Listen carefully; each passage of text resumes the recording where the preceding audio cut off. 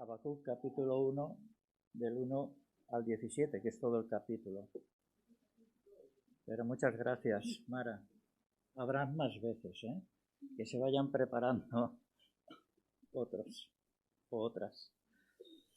Bien, a lo largo de la vida, ¿verdad? Pasamos a veces dificultades, situaciones difíciles o incluso muy difíciles, donde nuestra vida se encuentra pues llena de nubarrones, en donde no vemos que pueda haber ninguna salida. La buscamos desesperadamente, pero tenemos la sensación de que cada vez nos hundimos más. Cada vez estamos como en una habitación a oscuras, donde no encontramos la puerta. En esas circunstancias es cuando empezamos a cuestionar ciertas cosas, como por ejemplo la fe. ¿Realmente he tenido fe alguna vez? ¿Por qué siento que mi fe está abatida? ¿Ha fallado mi fe para que esté en esta situación? ¿Por qué Dios no hace nada? En el fondo, realmente, con estas preguntas lo que estamos haciendo es digamos, cuestionar a Dios. ¿Pero de qué manera o de qué razones nos llevan a hacerlo? Posiblemente nuestra mente va por un lado y los sentimientos van por el otro. De manera que chocan y entonces es cuando se origina un conflicto. Sin embargo, tanto la mente como el sentimiento pueden tener sus razones según nuestro criterio, aunque esto así no sea. Criterios que nos lleven a cuestionar a Dios. Y ante este laberinto de dudas, ante esta situación compleja que se apodera de nosotros, lo vemos bajo un único prisma: Dios no hace nada. Y a esta conclusión había llegado un hombre que en un principio mantuvo un monólogo, después pasó a un diálogo con Dios y empezó a cuestionarle y a pedirle razones porque no entendía lo que estaba sucediendo. Este hombre fue Habacuc, un profeta encuadrado dentro de los profetas menores, contemporáneo a Nahum, a Jeremías, a Sofonías. Estos estaban situados entre la época de los reinados del rey Josías y de Joaquín.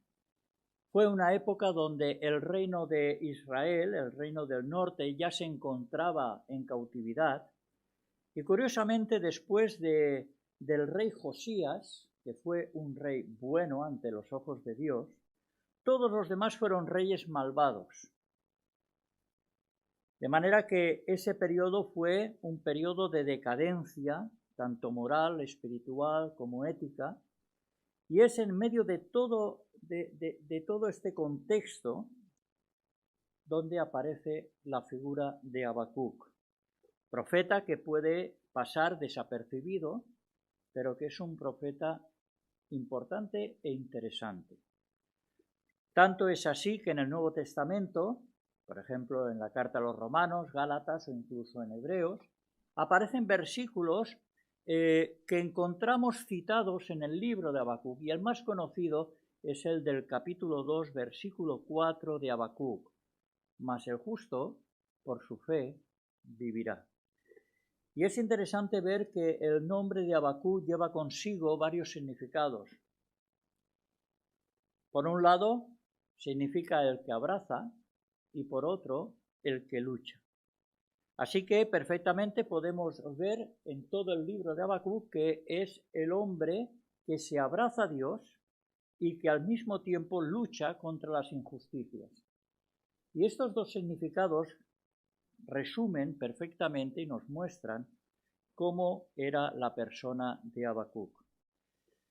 Pues bien, inicialmente Habacuc en este capítulo 1 cuestiona a Dios, se queja a Dios por medio de dos preguntas. Versículo 1, ¿hasta cuándo? Versículo 2, ¿hasta cuándo, oh Yahvé, clamaré y no oirás? Y después a continuación se pregunta a Dios, ¿por qué? ¿Por qué? Preguntas que el mismo David se hizo en su momento, y esto lo podemos contemplar en el Salmo 13, versículos 1 y 2, o bien en el Salmo 22, versículo 1. Son dos preguntas que nos muestran la perplejidad del profeta, ya que no entiende el proceder de Dios. Y al no entenderle, esa situación le lleva a cuestionar a Dios. ¿Cómo es posible que Dios permitiera la violencia, como hemos leído? En otras palabras, ¿cómo es que no hace nada Dios ante lo que sucede a su pueblo de Judá? Y el profeta siente inquietud ante esos acontecimientos que se habían dado, y es cuando acude a Dios para encontrar respuesta.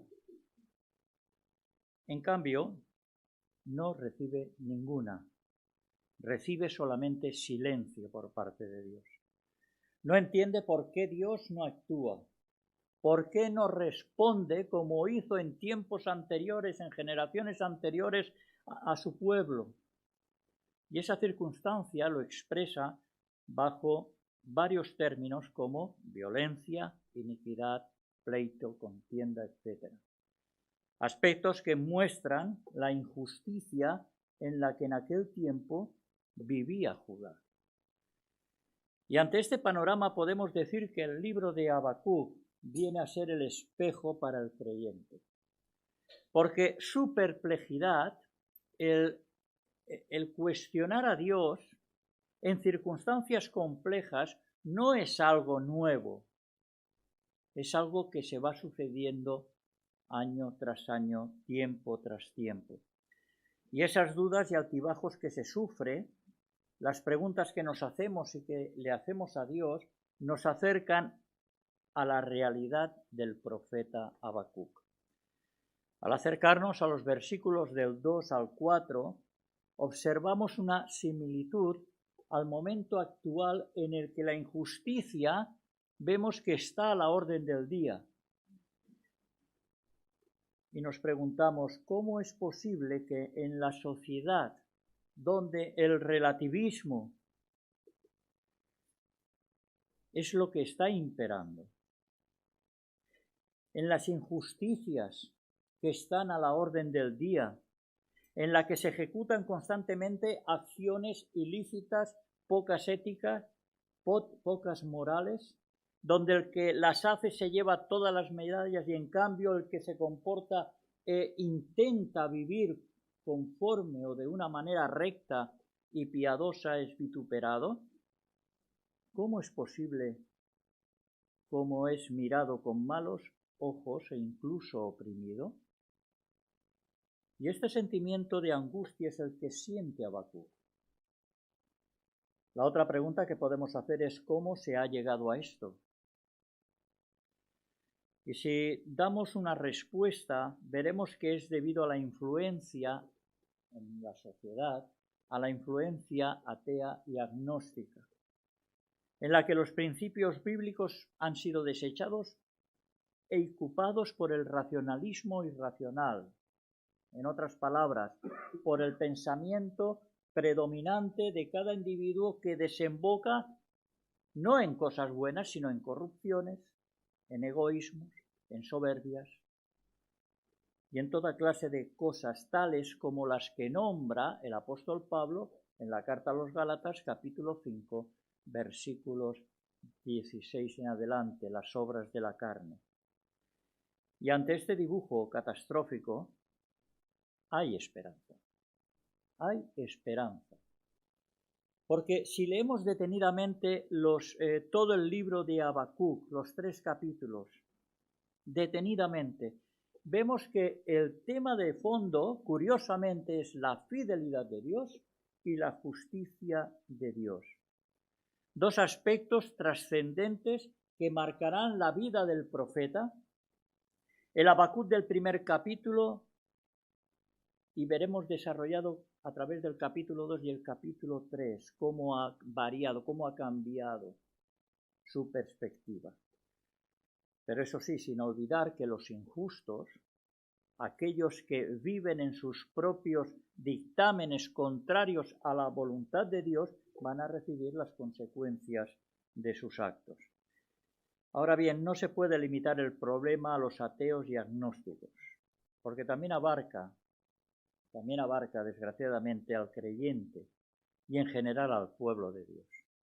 Fijémonos que las dos preguntas que hace Habacuc están basadas en dudas que cuestionan a Dios ante la aparente, entre comillas, pasividad. ¿Qué le lleva a Habacuc, pues, a exponer sus dudas por medio de preguntas? Y para responder tenemos que ir a la situación en la que se encontraba Judá, el reino del sur. Judá no está en su mejor momento. Es todo lo contrario. Su situación es de decadencia moral, decadencia ética y decadencia sobre todo espiritual. Y esto hace que el profeta se lamente quedando perplejo. ¿Cómo es posible que el pueblo de Dios caiga tan bajo? Entenderíamos que el no creyente, pues bueno, viva a su manera. Pero el pueblo de Dios, esta es la gran pregunta. Las circunstancias que está viviendo Judá no es de extrañar. Y no es de extrañar porque está así debido a su alejamiento de Dios. El querer hacer las cosas por sí misma y conforme a sus criterios. Y todo esto podemos verlo según las actuaciones de los diferentes reyes después de Josías, de los diferentes reyes que así gobernaron.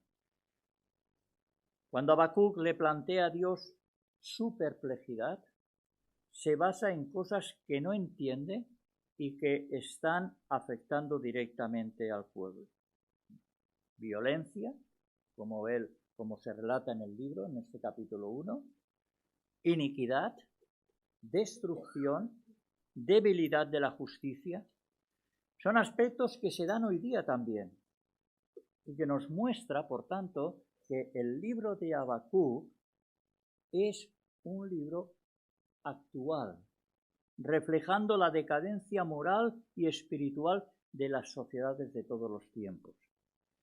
Y lo peor del caso es que estas cosas se estaban dando en el pueblo de Dios, en aquellos que habían experimentado el cuidado, que habían experimentado la guía de Dios, que habían experimentado en definitiva la soberanía de Dios. A Habacuc le duele, por tanto, en extremo que su pueblo esté viviendo en medio de violencia, de corrupción y de demás cosas. Y ante esto, Dios no hace nada al respecto según su pensamiento. Porque posteriormente ese monólogo de Habacuc se transforma o pasa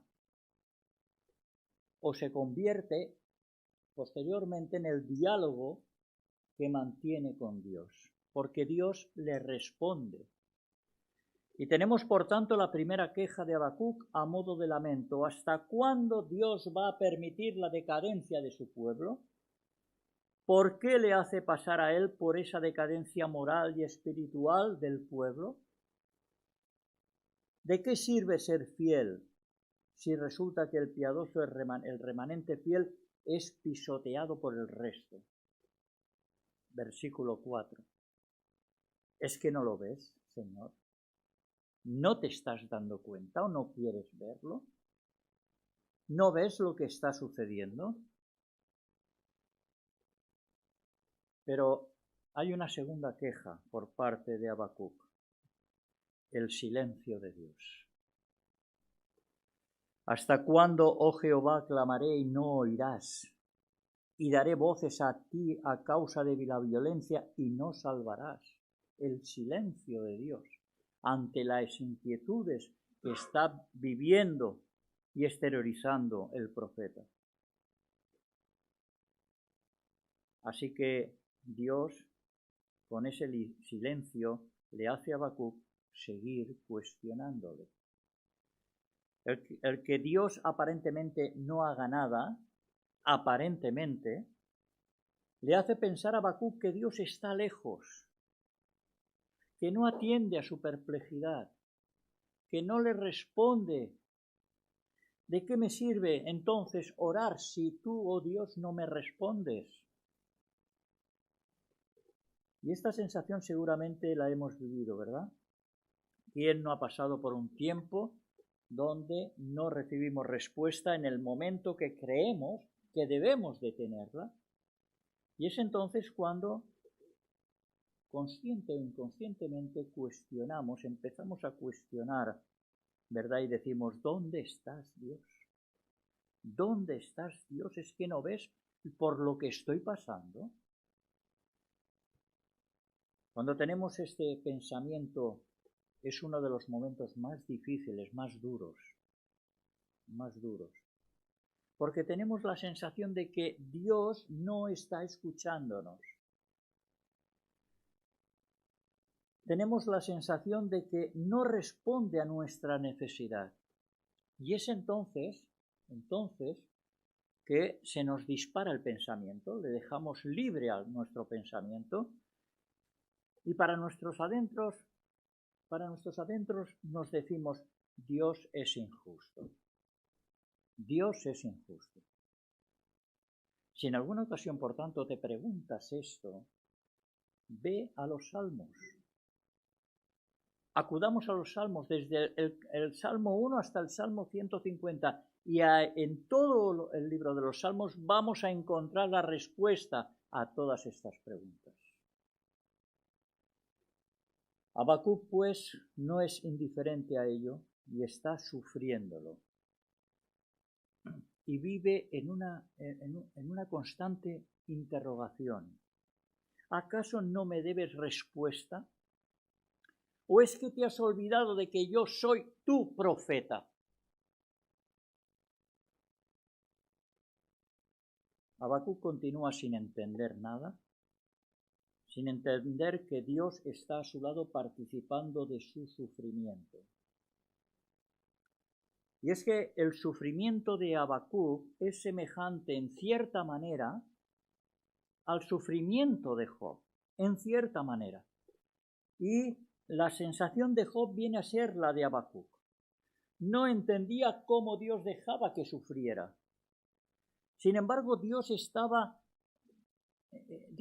a su lado, ¿verdad? Haciéndose partícipe del sufrimiento, aunque ni Job, ni Habacuc, ni tantos otros se dieran cuenta. Dios estaba ahí. Vamos al libro de Daniel, capítulo 3, versículos 23 y 25. Ahí encontramos a los tres amigos de Daniel, Sadrach, Mesach, Abednego. Y estos tres amigos de Daniel se encuentran en esos momentos dentro del horno de fuego. Y la Escritura nos dice que el rey Nabucodonosor se preguntaba, ¿no eran tres? Pues yo veo cuatro. Y el aspecto del cuarto, dice, es semejante a hijo de los dioses. Ese cuarto era la teofanía de Dios mismo, la presencia de Dios que estaba junto a esos tres amigos de Daniel. Otro episodio, por ejemplo, podemos coger el de Eliseo y de su criado Giezi. ¿Os acordáis de la situación? La ciudad estaba asediada por el ejército sirio. Esto se nos relata en el segundo libro de Reyes, capítulo 6.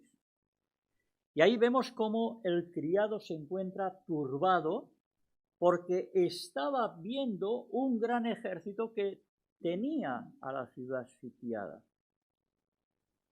Pero en eso que interviene Eliseo por medio de la oración, y es cuando Dios entonces le abre los ojos a Giezi, al criado, y es cuando se da cuenta entonces de que Dios está con ellos. Esto es lo que Dios hace con nosotros. aunque pensemos que no le interesa nuestra situación, Dios siempre está ahí. Y a pesar de que le cuestionemos, Dios siempre está ahí. Si Dios es con nosotros, nos dice la Escritura, ¿quién contra nosotros? Dios está ahí.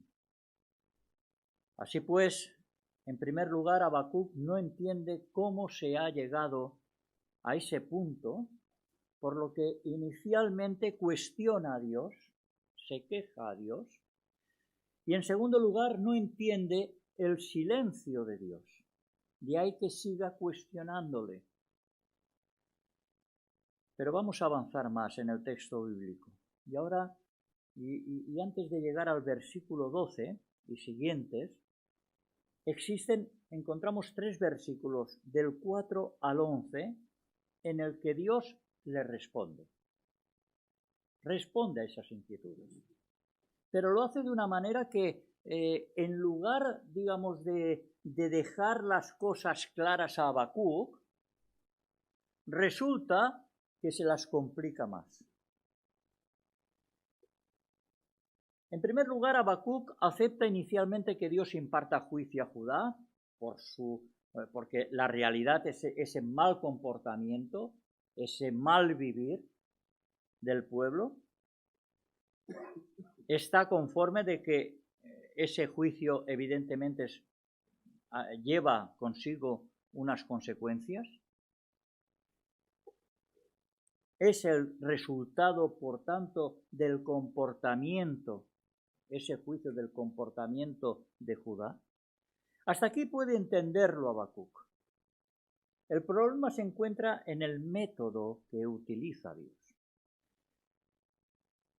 Dios va a utilizar para ello a un pueblo pagano, como era el imperio babilónico, los caldeos. Era un pueblo muy violento. Sin embargo, para Habacuc no es la solución a la injusticia de que Dios utilice a ese pueblo. De ahí que su complejidad aumente en lugar de disminuir. ¿Acaso Dios juzgaría la injusticia de su pueblo con otra más injusta? ¿Con una nación cruel, muy cruel? ¿Cómo es posible que Dios utilice a una nación conocida por su crueldad para hacer su voluntad? En definitiva, Dios, no te entiendo. No puedo dejar de cuestionarte. ¿Acaso no tienes otra forma de hacerlo? ¿De impartir esa justicia, ese juicio con el pueblo? Acordémonos anteriormente a Habacuc. Dios le parecía lejano, sin dar respuestas, y resulta que ahora le parece injusto, además. Con esta actitud el profeta, pues, estaba olvidando o poniendo su criterio por delante de la justicia, por delante de la fidelidad, por delante de la santidad y por delante del resto de atributos de Dios. En ese momento Habacuc es un Jonás, anteponiendo su pensamiento, de manera que debía aprender una lección, la cual se encuentra en el capítulo 2. Y es en ese capítulo 2 donde la fidelidad y la justicia de Dios se muestra por encima de todo, porque Dios está por encima de todo. Así que no nos equivoquemos. El profeta, con su postura, no está en contra de Dios ni rechazando a Dios. Y esto hay que tenerlo en cuenta. Él busca a Dios. Habacuc no busca alejarse de Dios, sino acercarse a Él. Y aunque pueda parecernos por nuestra parte que su fe es débil, por esas preguntas de tipo queja que hace a Dios, realmente es todo lo contrario. Es cierto que Dios le parecía lejano, que le parecía injusto, pero llegamos al versículo 12. Y ahí Habacuc dice, ¿no eres tú desde el principio, oh Yahvé, Dios mío, santo mío? No moriremos, oh Yahvé, para juicio lo pusiste, y tú, oh roca, lo fundaste para castigar. A pesar de lo que está viviendo el profeta, tiene claro quién es Dios. Él no ha perdido la perspectiva de Dios. Y pone por encima de la mesa, recordando para sí mismo 4 aspectos muy importantes. Lo hemos dicho en el texto, ¿no eres tú desde el principio? Habacuc está reconociendo la eternidad de Dios. La eternidad de Dios. En segundo lugar, Dios mío, santo mío. Y aquí se observa que no se trata de un Dios extraño para Habacuc, sino que es un Dios íntimo, personal, al cual puede acercarse a él de tú a tú. Tercer aspecto, afirma, no moriremos. Y esto nos está llevando a que Habacuc reconoce la fidelidad de Dios para con su pueblo.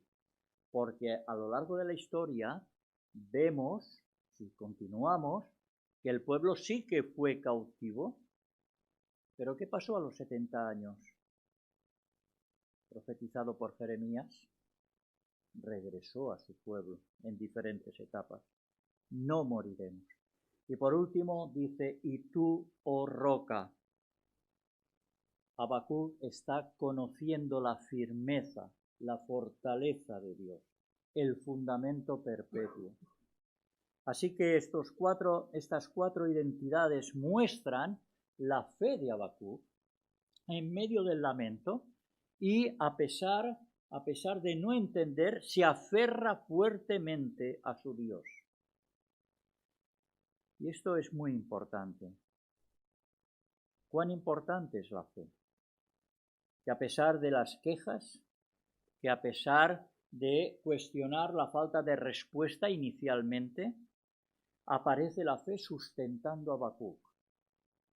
Una fe que se verá patente y arraigada en él cuando llegamos al capítulo 3 del libro.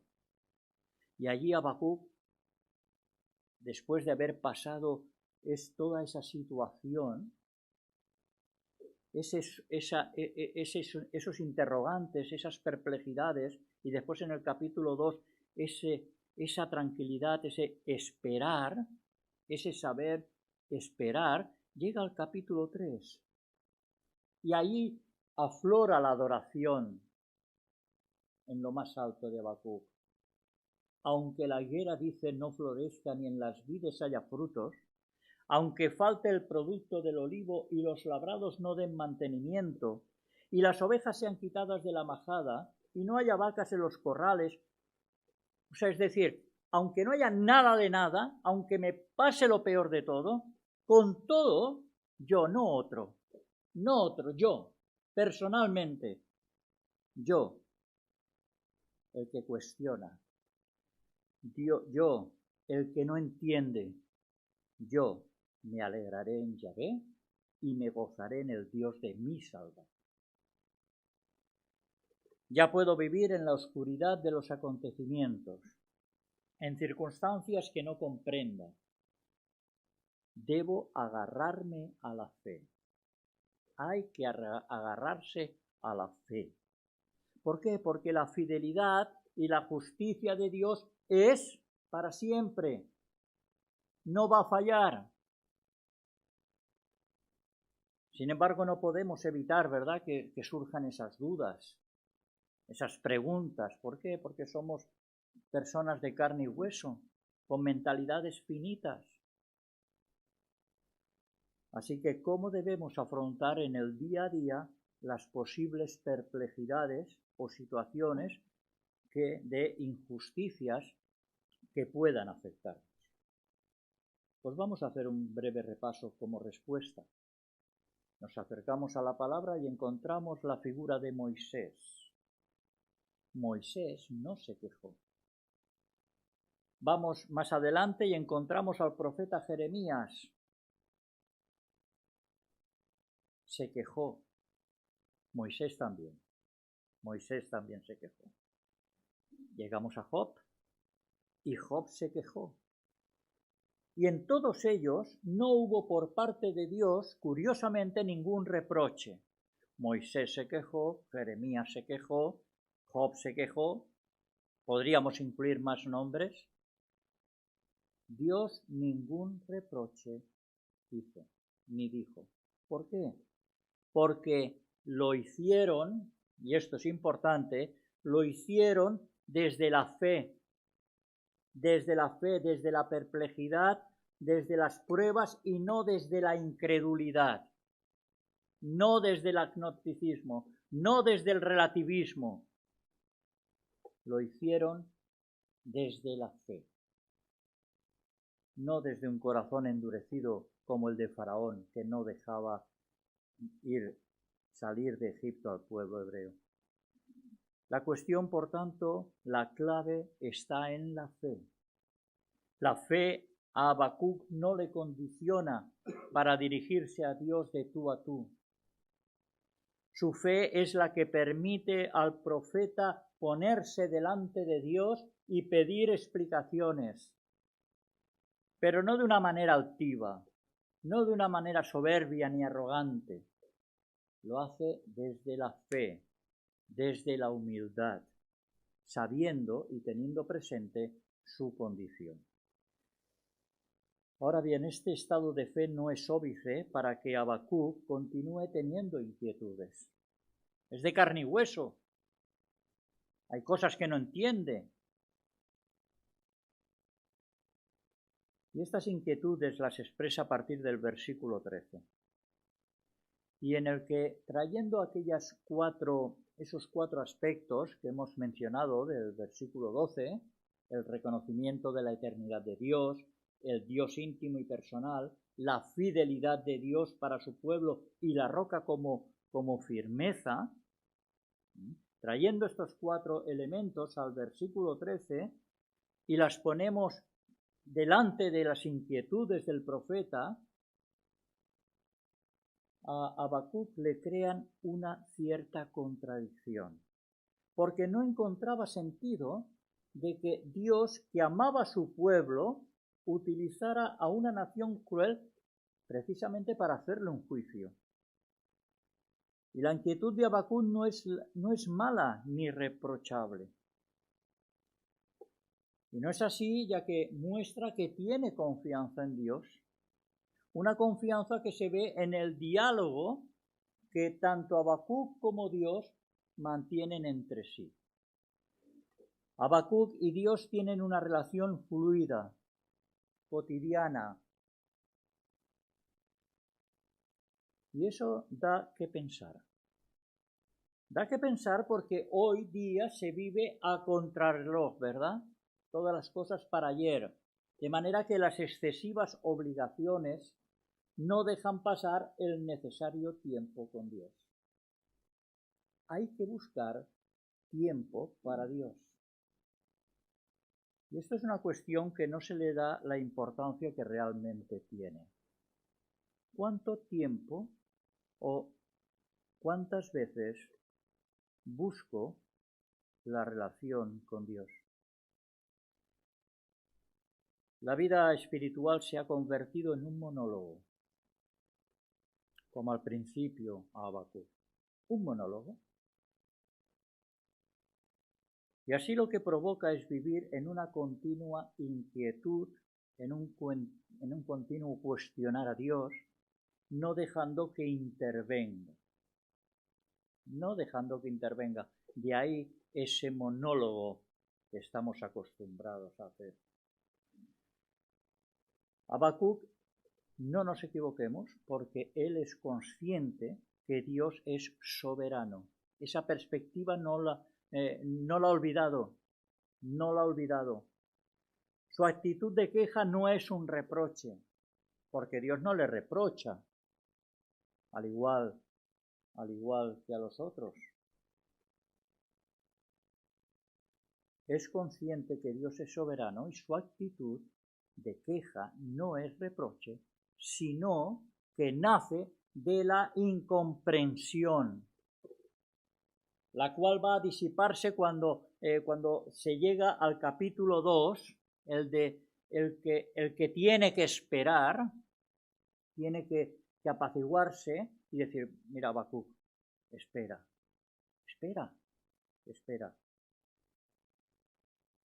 Esa oscuridad en la que se encuentra en este capítulo 1 el profeta va a ir desapareciendo conforme pasa el tiempo.